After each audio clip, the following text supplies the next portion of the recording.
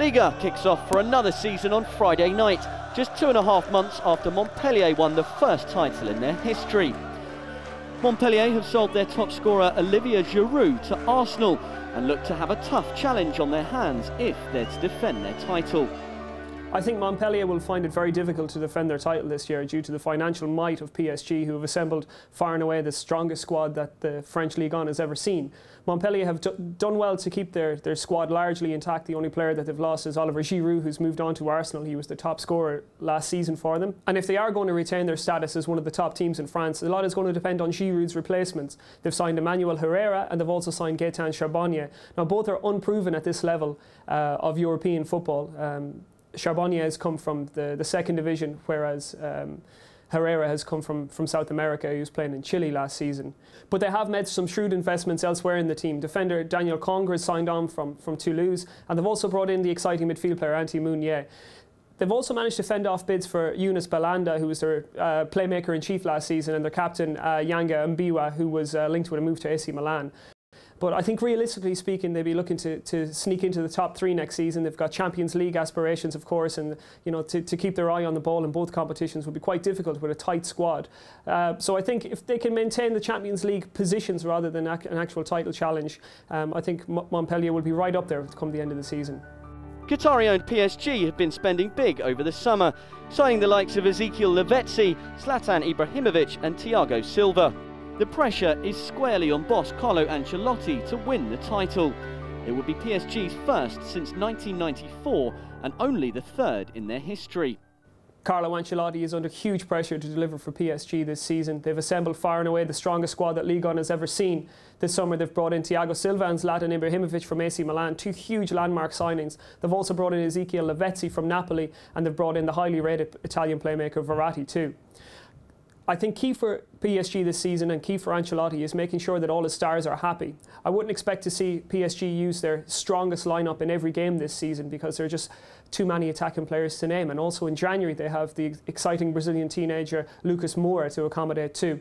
But if he can keep the egos in his squad happy and keep the team spirit high and identify a good pattern of play, then PSG should really walk the Ligue 1 season this year. And that's notwithstanding what they could do in the Champions League too. There could be a real danger on the European front with the signings they've made.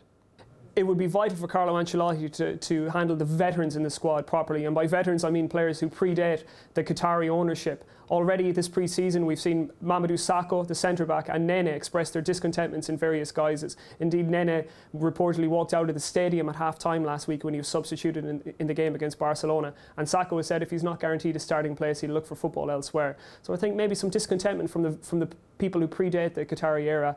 I think that could spring itself as an issue for Ancelotti later on in the season. Lille won Ligue 1 2 years ago, but last season had to settle for third behind Montpellier and PSG. They'll christen their brand new stadium Grand Stade Lille Métropole on August 17th in a home game against Nancy. But they too have lost their star player in Eden Hazard, who's joined European champions Chelsea.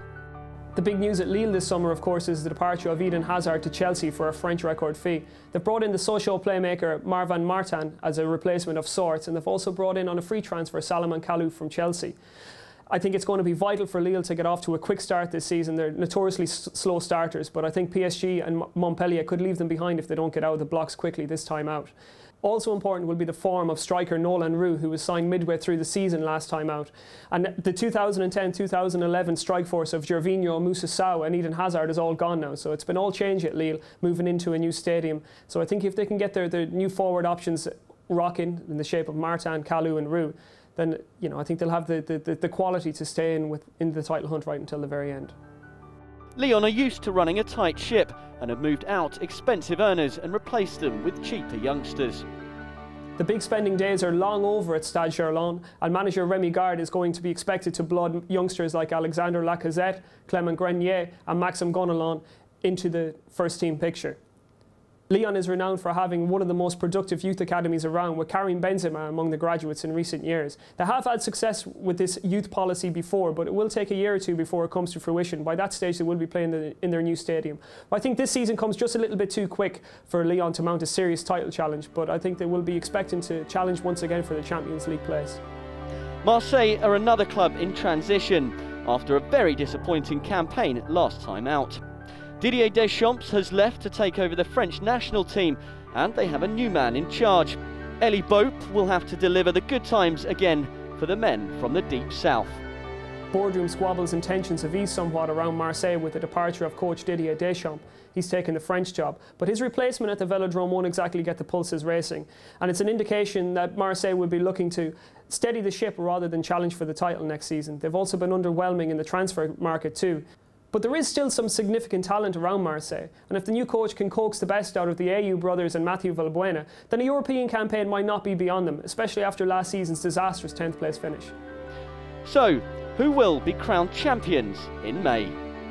There really is no looking beyond PSG for the Ligue 1 title. Their financial clout has put them in a league of their own, and provided that Carlo Ancelotti can integrate the squad of players that he has together quite quickly, there'll be no stopping them. However, they haven't yet demonstrated their team spirit and unity, qualities that Lille and Montpellier have shown in abundance over the previous 2 seasons. So if there is any discontentment or infighting at PSG, then the door might just squeak open for the 2010-11 and 2011-12 champions. YouTube.com/goal is full of stuff like this and proper football too. To make sure you don't miss out, just hit the subscribe button.